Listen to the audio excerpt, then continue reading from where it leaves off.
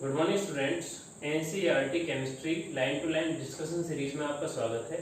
इस सीरीज में last lecture में हम कुछ कंसंट्रेशन टर्म्स को डिस्कस कर चुके थे। अब हम उससे आगे मूव करेंगे। हमारे पास नेक्स्ट कंसंट्रेशन टर्म है मोल फ्रैक्शन। हम यहाँ पर मोल फ्रैक्शन को चेक करते हैं। देखिए, commonly used symbol for mole fraction is काई। देखिए यहाँ पर जो मोल फ्रैक्शन को का जो सिंबल होता है, मोल फ्रैक्शन का जो सिंबल है वो क्या है? काई। ये देखने में एक्स जैसा लगता है लेकिन इसे क्या बोलते हैं? काई, CHI। And subscript used on right hand side of काई डिनोट्स द कंपोनेंट। देखिए यहाँ पर कहा गया है कि काई के जो मोल फ्रैक्शन है, जो मोल फ्रैक्शन का सिंबल है, इसके राइट साइड में, राइट हैंड साइड पे जो हम सबस्क्रिप्ट यूज करते हैं वो किसको डिनोट करता है?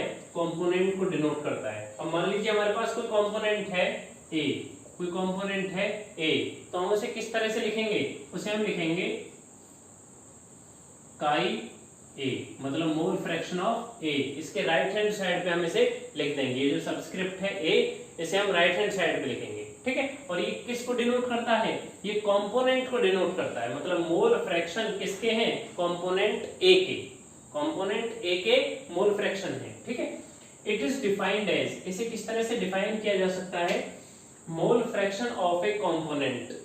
किसी भी एक कंपोनेंट के हमें मोल फ्रैक्शन निकालने हैं, वो कंपोनेंट कोई भी हो सकता है। अब क्योंकि हम सॉल्यूशन चैप्टर में बाइनरी सॉल्यूशन के बारे में बात कर रहे हैं, तो कोई भी कंपोनेंट A एंड B, ये दो ही कंपोनेंट हमारे पास रहेंगे क्योंकि हम बाइनरी सॉल्यूशन के बारे में बात कर रहे हैं। वैसे तो मोल फ्रैक्शन में हम बाइनरी, ट्राइनरी, टेट्रानरी और भी 5-6 कंपोनेंट्स तक हम सॉल्यूशन ले सकते हैं और उनके मोल फ्रैक्शन सेपरेटली कैलकुलेट कर सकते हैं। लेकिन हम यहाँ पर केवल किसके बारे में स्टडी कर रहे हैं? बाइनरी सॉल्यूशन के बारे में। तो देखिए, मोल फ्रैक्शन ऑफ ए कंपोनेंट। मान लीजिए ए कंपोनेंट के हमें क्या निकालने हैं? मोल फ्रैक्शन निकालने हैं। तो फॉर्मूला क्या बनेगा? Number of moles of the component. हमें सबसे पहले जिस कंपोनेंट के मोल फ्रैक्शन निकालने हैं उस कंपोनेंट के नंबर ऑफ मोल्स को यहाँ पुट करना है, ठीक है जी। डिवाइडेड बाई, फिर उन नंबर ऑफ मोल्स को किससे डिवाइड करना है? Total number of moles of all the components. बहुत सिंपल है।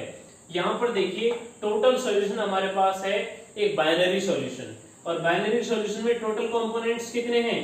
टू कंपोनेंट्स हैं। तो यहाँ पर कहा गया है total number of moles of all the components. तो यहाँ पर हमें नंबर ऑफ मोल्स तो रखने हैं, लेकिन किसके रखने हैं? टोटल कंपोनेंट्स के। जितने भी हमारे पास कंपोनेंट्स हैं, यहाँ पर टू कंपोनेंट्स हैं, तो हमें दोनों कंपोनेंट्स के नंबर ऑफ मोल्स को यहाँ पर रख देना है। और ये हमारे पास फॉर्मूला हो जाएगा किसके लिए? मोल फ्रैक्शन के लिए। दोबारा समझ लीजिए, mole fraction of a component is equal to number of moles of the component. जिस कंपोनेंट के हमें मोल फ्रैक्शन निकालने हैं उसी कंपोनेंट के नंबर ऑफ मोल्स हमें यहाँ रखने हैं, डिवाइडेड बाय जितने भी कंपोनेंट सॉल्यूशन में प्रेजेंट हैं उन सभी के नंबर ऑफ मोल्स को यहाँ पर हमें पुट कर देना है, ठीक है। ये फॉर्मूला हो गया किसके लिए? मोल फ्रैक्शन के लिए, मोल फ्रैक्शन के लिए, ठीक है। अब इसके लिए एग्जांपल देखिए। For example, in a binary mixture, मैंने आपसे कहा था कि यहाँ पर हम बाइनरी सॉल्यूशन के बारे में बात करेंगे, मतलब जिसमें टू कंपोनेंट्स प्रेजेंट हैं। If the number of moles of A and B are NA and NB, जैसा मैंने यहाँ पर कहा था कि हमारे पास कंपोनेंट A और B हैं, तो यहाँ पर भी A और B कंपोनेंट हैं जिसके नंबर ऑफ मोल्स क्या हैं? NA and NB। Number of moles है हमारे पास respectively. The mole fraction will be, तो इनका मोल फ्रैक्शन क्या हो जाएगा? मोल फ्रैक्शन क्या हो जाएगा? अगर हमें मोल फ्रैक्शन निकालना है, मान लीजिए A का निकालना है मोल फ्रैक्शन, हमें क्या किसका निकालना है? A कंपोनेंट का। तो किस तरह से निकालेंगे? देखिए, काई A, यहाँ पे क्या हो जाएगा? Mole fraction of component A is equal to, अब फॉर्मूला क्या है? Number of moles of the component. अब जिस कंपोनेंट के हम मोल फ्रैक्शन निकाल रहे हैं उसी के नंबर ऑफ मोल्स को हमें यहाँ रखना है। तो क्या फॉर्मूला हो जाएगा? Number of moles of A। अब देखिए, हमें A के नंबर ऑफ मोल्स यहाँ पर गिवन है, जो एग्जांपल हमारे पास है उसके नंबर ऑफ मोल्स, उस एग्जांपल में नंबर ऑफ मोल्स हमें यहाँ पर A कंपोनेंट के गिवन है Na, डिवाइडेड बाय फॉर्मूला क्या कहता है? Total number of moles of all the components. यहाँ इस सॉल्यूशन में हमारे पास टू कंपोनेंट्स हैं, क्योंकि क्या है? बाइनरी मिक्सचर है। टू कंपोनेंट्स इसमें प्रेजेंट हैं, A और B, और A और B के टोटल नंबर ऑफ मोल्स को हमें यहाँ पर रखना है, तो क्या हो जाएगा Na plus NB, Na plus NB। तो यहाँ पर हो गया मोल फ्रैक्शन ऑफ A निकालने के लिए formula number of moles of that component divided by number of moles of total solution. Total solution में जितने भी कंपोनेंट हैं उन सब के नंबर ऑफ मोल्स हम यहाँ पर रख देंगे। तो इस तरह से हमने इस पैराग्राफ में मोल फ्रैक्शन में इसकी डेफिनेशन को, सिंबल को, इसके फॉर्मूले और एक एग्जांपल को यहाँ पर चेक कर लिया है। इस टॉपिक में नेक्स्ट लाइन है, देखिए, for a solution containing i number of components. यहाँ पर कहा गया है एक सॉल्यूशन है हमारे पास और वो कंटेन करता है आई नंबर ऑफ कंपोनेंट्स। उसके पास जो कंपोनेंट नंबर ऑफ कंपोनेंट्स हैं वो कितने हैं, आई। ठीक है, तो इसके लिए अगर हम मोल फ्रैक्शन की वैल्यू निकालते हैं, जैसे अभी हमने चेक किया था बाइनरी सॉल्यूशन के लिए। बाइनरी सॉल्यूशन का मतलब क्या हुआ, जिसमें केवल 2 कंपोनेंट्स प्रेजेंट थे, ए और बी। ठीक है, लेकिन अगर हमारे पास आई कंपोनेंट्स प्रेजेंट हैं, देखिए, for a solution containing i number of components, अगर हमारे पास i number of components present है तो मोल फ्रैक्शन किस तरह से कैलकुलेट करेंगे। देखिए, हमें यहाँ पर मोल फ्रैक्शन निकालना है, ये हो गया हमारे पास काई, और हमें आई नंबर ऑफ मोल, आई का ही क्या निकालना है, मोल फ्रैक्शन निकालना है। अगर हमें आई का मोल फ्रैक्शन निकालना है तो हम यहाँ क्या रख देंगे, आई। ठीक है, इज इक्वल टू, अब हमें नंबर ऑफ मोल्स लिखने हैं। देखिए, number of moles of i divided by number of moles of A plus number of moles of B dash dash plus number of moles of I.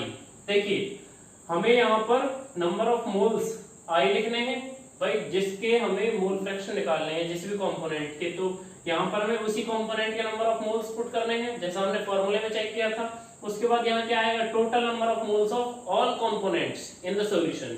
Solution में जितने भी components हैं, और हमसे कह दिया कि भाई n number of moles of i तक के कंपोनेंट्स हैं। यहाँ पर क्लियर मेंशन है आई कंपोनेंट्स है, आई नंबर ऑफ कंपोनेंट्स है, तो आई नंबर ऑफ कंपोनेंट्स तक के ही नंबर ऑफ मोल्स हमें यहाँ पर पुट करने हैं। ठीक है, तो ये हो गया मोल फ्रैक्शन। मोल फ्रैक्शन किसके लिए, आई के लिए। अगर हम इसी तरह से मोल फ्रैक्शन निकालें किसके लिए, हम अगर मोल फ्रैक्शन निकालते हैं ए कंपोनेंट के लिए, तो ए कंपोनेंट के लिए क्या हो जाएगा, Na divided by Na plus NB Ni, इस तरह से हो जाएगा। देखिए, यहाँ पर भी हमने मोल फ्रैक्शन निकाले हैं लेकिन कंपोनेंट चेंज हो गया है A, और A के लिए हम लिखेंगे तो A के ही नंबर ऑफ मोल्स यहाँ पुट करेंगे divided by total number of moles of all the components in solution. ये सेम रहेगा। देखिए, टोटल सॉल्यूशन में जितने भी कंपोनेंट हैं, सॉल्यूशन में जितने भी कंपोनेंट हैं उन सभी के नंबर ऑफ मोल्स तो सेम ही रहेंगे। अब देखिए दोनों जगह पर, लेकिन जिसके मोल फ्रैक्शन निकाल रहे हैं, जिस कंपोनेंट के मोल फ्रैक्शन निकाल रहे हैं, उसके नंबर ऑफ मोल्स ऊपर पुट किए जाएंगे यहाँ पर इस फॉर्मूले में। ठीक है जी, तो ये हमारे पास हो गई first line, for a solution containing i number of components. अगर आई नंबर ऑफ कंपोनेंट्स है तो हम मोल फ्रैक्शन किस तरह से कैलकुलेट कर सकते हैं। उसके बाद देखिए, it can be shown that in a given solution sum of all the mole fractions is unity. यहां पर कहा गया है, हम ये देख सकते हैं, it can be shown that in a given solution, हमें एक सॉल्यूशन गिवन है, sum of all the mole fraction is unity. वहां पर मान लीजिए 2 कंपोनेंट्स है, 3 कंपोनेंट्स है एक सॉल्यूशन में, तो उन कंपोनेंट्स के जो मोल फ्रैक्शन हम कैलकुलेट करेंगे उनका सम क्या आएगा, यूनिटी आएगा, मतलब 1 आएगा। इसको हम एग्जांपल के थ्रू समझते हैं। देखिए, एग्जांपल क्या है हमारे पास, मान लीजिए हमारे पास है chi A plus chi B dot plus chi i. ठीक है, हमारे पास आई कंपोनेंट है, आई तक के कंपोनेंट है। जैसे यहाँ पर आई नंबर ऑफ कंपोनेंट्स हैं गिवन है ना, तो हमारे पास आई नंबर ऑफ कंपोनेंट्स हैं। तो अगर हम आई नंबर ऑफ कंपोनेंट्स में हर एक कंपोनेंट का मोल फ्रैक्शन निकालते हैं, हर एक कंपोनेंट का मोल फ्रैक्शन निकालते हैं, तो उनका सम क्या हो जाएगा, उनका सम हो जाएगा यूनिटी। देखिए दोबारा से पढ़ते हैं, it can be shown that in a given solution, एक सॉल्यूशन गिवन है और उस सॉल्यूशन में हमने माने हैं I number of components sum of all the mole fraction. अब हम I तक के जितने भी कंपोनेंट्स हैं उन सभी के मोल फ्रैक्शन को निकाल सकते हैं। जैसे हमने यहाँ लिखा है chi A plus chi B up to so on chi I, ठीक है। यहाँ I कंपोनेंट्स तक के हमने मोल फ्रैक्शन निकाल लिए और उनका सम कर दिया, उन मोल फ्रैक्शंस का सम कर दिया, तो वो क्या रहेगा, यूनिटी। किसके इक्वल रहेगा, 1 के इक्वल रहेगा, ठीक है जी। उसके बाद देखिए mole fraction unit is very useful. जो मोल फ्रैक्शन यूनिट है ये बहुत ही यूजफुल है in relating some physical properties of solution. Solution की कुछ भौतिक जो प्रॉपर्टीज है, फिजिकल जो प्रॉपर्टीज है, उनमें ये बहुत उपयोगी है। से vapour pressure with concentration of the solution. अगर हम कोरिलेशन करें, रिलेशन करें कि किस किस प्रॉपर्टी के लिए यूजफुल है, तो फर्स्ट है हमारे पास वेपर प्रेशर को रिलेट करती है किसके साथ, concentration of the solution. Concentration of the solution की जो कंसंट्रेशन है उसको ये वेपर प्रेशर के साथ कोरिलेट करती है, ठीक है। उसके बाद देखिए and quite useful in describing the calculation involving gas mixtures. हमारे पास जो गैस मिक्सचर्स प्रेजेंट होते हैं उनकी कैलकुलेशन के लिए भी ये बहुत यूजफुल है। Quite useful in describing the calculation, उनकी कैलकुलेशन को डिस्क्राइब करने के लिए, किसकी, गैस मिक्सचर की कैलकुलेशन को डिस्क्राइब करने के लिए भी हमारे पास जो मोस्ट पावरफुल यूनिट है वो क्या है, मोल फ्रैक्शन। मोल फ्रैक्शन के थ्रू हम गैसियस मिक्सचर्स की कैलकुलेशन को डिस्क्राइब कर सकते हैं, ठीक है। तो इस तरह से हमने mole fraction, fifth concentration term को यहाँ पर डिस्कस कर लिया है। नेक्स्ट कंसंट्रेशन टर्म है हमारे पास मोलैरिटी। इसको चेक करते हैं। देखिए molarity is defined as number of moles of solute dissolved in 1 liter of solution। अब देखिए यहाँ डेफिनेशन बहुत सिंपल है। मोलैरिटी को डिफाइन किया गया है as number of moles of solute. हमें यहाँ पर क्या रिक्वायर है, number of moles of solute dissolved in 1 litre of solution. और उन नंबर ऑफ मोल्स को, जो सोल्यूट के नंबर ऑफ मोल्स हैं, उन्हें डिसॉल्व किया गया है किसमें, 1 litre of solution, 1 litre solution के अंदर, ठीक है। ये इसकी डेफिनेशन है हमारे पास। अब यहाँ ध्यान दीजिए, यहाँ पर कैपिटल M गिवन है, कैपिटल M, और यहाँ पर कैपिटल M का मीनिंग है कि मोलैरिटी को कैपिटल M से डिनोट किया जाता है। मोलैरिटी को कैपिटल M से डिनोट किया जाता है। अब इसका फॉर्मूला देखिए, डेफिनेशन से ही हम फॉर्मूला भी यहाँ पर बना सकते हैं। देखिए molarity is equal two moles of the solute, moles of the solute, जैसा डेफिनेशन में है, number of moles of solute dissolved in 1 litre of solution, या फिर पर लीटर ऑफ सॉल्यूशन। तो यहाँ पर हो गया volume of the solution in litre. यहाँ पर जो सॉल्यूशन है हमारे पास उसका वॉल्यूम कितना है, 1 लीटर, 1 लीटर है ना, तो volume of solution in litre. हमें यहाँ पर जो सॉल्यूशन का वॉल्यूम लेना है वो किसमें लेना है, लीटर में लेना है।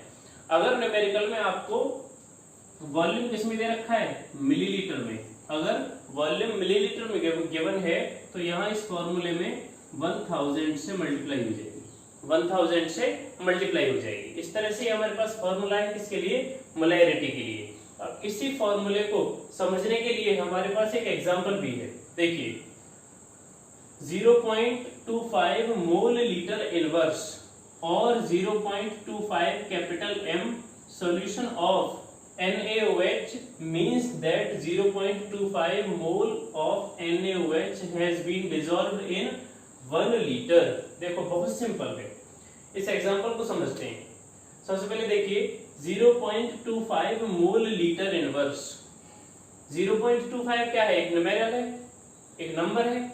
मोल लीटर इनवर्स कहां से आ गया, देखिए इस फॉर्मूले के अकॉर्डिंग अगर हम मोलैरिटी की यूनिट कैलकुलेट करें तो देखिए मोलैरिटी की यूनिट क्या हो जाएगी, यहाँ पर अगर हम मोलैरिटी की यूनिट चेक करें तो क्या हो जाएगी, number of moles of solute. Number of moles की यूनिट क्या है, मोल, इस तरह से, ठीक है। और volume of solution in litre या ml, ठीक है। तो यहाँ पर क्या हो जाएगा, लीटर, हो गया लीटर। तो यहाँ पर हम मोलैरिटी को किसके इक्वल लिख सकते हैं, मोलैरिटी को यहाँ पर हम लिख सकते हैं molarity capital M is equal to mole litre inverse.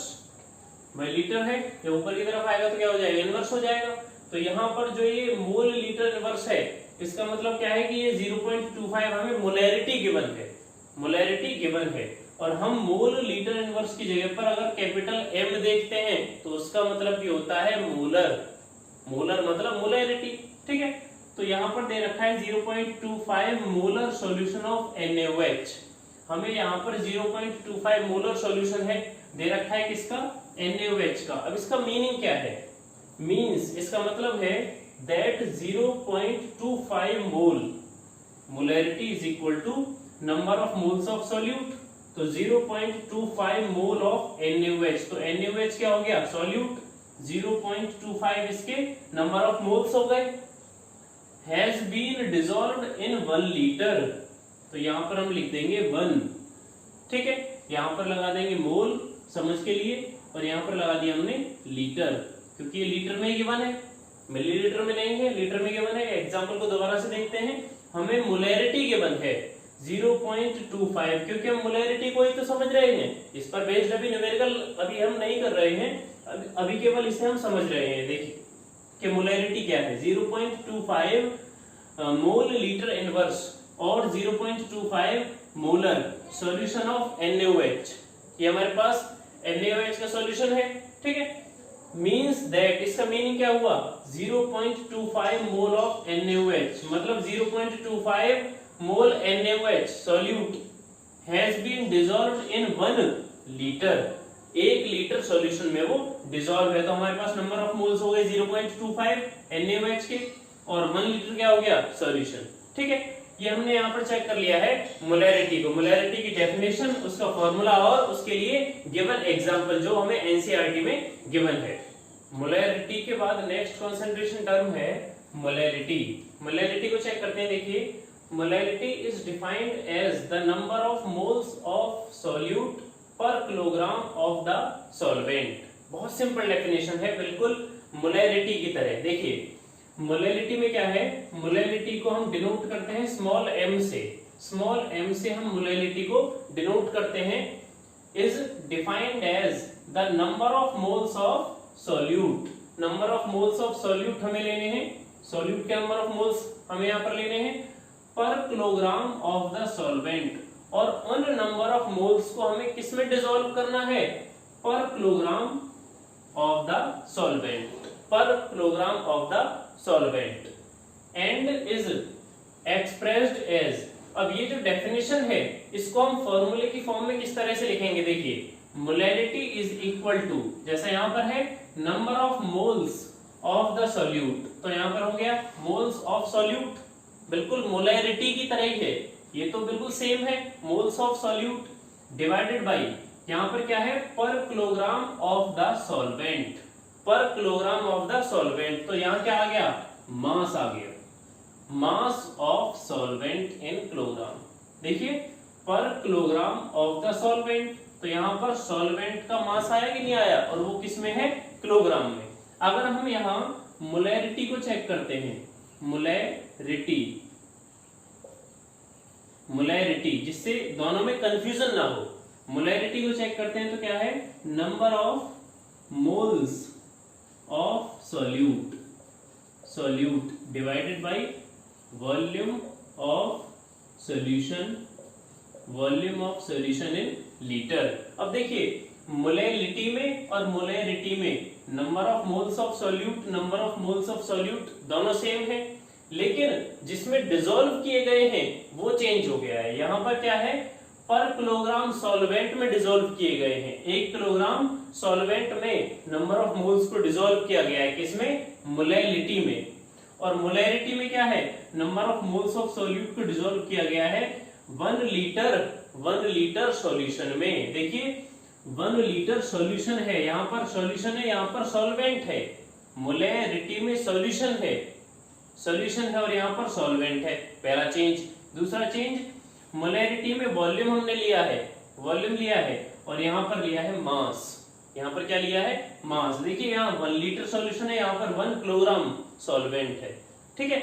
उसके बाद देखिए यहां पर अगर हम एग्जांपल चेक करें इसके लिए, for example 1.00 mole kilogram inverse अब ये मोल किलोग्राम इनवर्स कहां से आ गया, देखिए जैसे हमने मोलैरिटी के लिए यूनिट निकाली थी उसी तरह से यहां पर हो गया मोल divided by kilogram, mole divided by kilogram, ये तो नंबर ऑफ मोल्स हो गए। ये क्या है, mass of solvent in kilogram, clear mention है किलोग्राम, तो यहाँ पर यूनिट क्या हो जाएगी, मोल किलोग्राम इनवर्स, मोल किलोग्राम इनवर्स। इसका मतलब क्या हुआ कि हमें ये मोलैलिटी गिवन है, ये क्या है, मोलैलिटी, मोलैलिटी यहाँ पर गिवन है 1.00 मोल किलोग्राम इनवर्स, या हम इसे स्मॉल m के थ्रू भी लिख सकते हैं। स्मॉल m क्या है यहाँ पर, मोलैलिटी, ठीक है। सॉल्यूशन ऑफ KCl, अब ये जो हम इसे बोल सकते हैं 1 मोलल, अगर स्मॉल m देखे ना तो हम उसे बोलेंगे मोलल, और कैपिटल M देखे तो मोलर। स्मॉल m क्या है, मोलल, मोलल, ठीक है, और कैपिटल M क्या है, कैपिटल M है मोलर, ठीक है, दोनों में आप अंतर देख सकते हैं, ठीक है।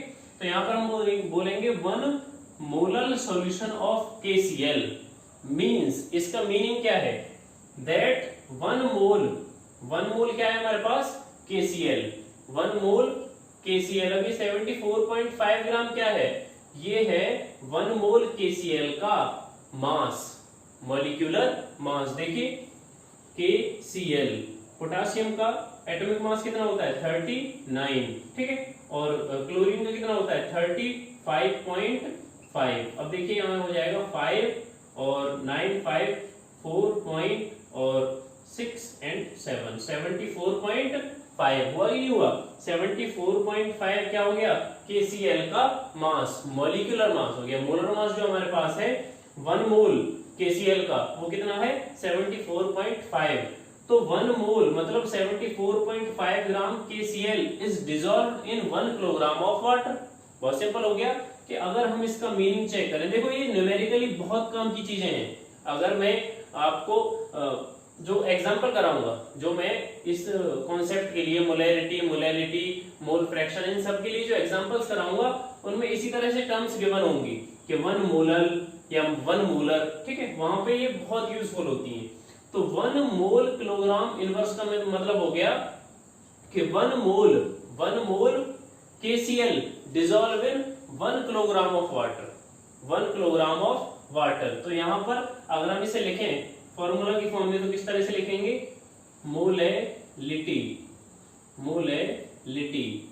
Molality is equal to number of moles of KCl, कितने हैं 1 मोल है, डिवाइडेड बाई, अब यहां पर देखिए पर किलोग्राम ऑफ वाटर, तो यहाँ पर 1 किलोग्राम, इस तरह से आप इसे लिख सकते हैं कि भाई यहाँ पर KCl के नंबर ऑफ मोल्स कितने हैं 1 है, और वो डिसॉल्व कितने सॉल्वेंट में है 1 kilogram of water, 1 kilogram of water. Water हमारे पास क्या है यहाँ पर सॉल्वेंट। तो इस तरह से हमने 7th जो कॉन्सेंट्रेशन टर्म है मोलैलिटी, उसको भी यहाँ पर चेक कर लिया है, उसकी डेफिनेशन, उसका फॉर्मूला और उसके लिए एक एग्जांपल को यहाँ पर हमने चेक कर लिया है। आई होप कि आपको इस लेक्चर में कराए गए मोल फ्रैक्शन और मोलैलिटी तीनों कॉन्सेंट्रेशन टर्म्स समझ में आए होंगे।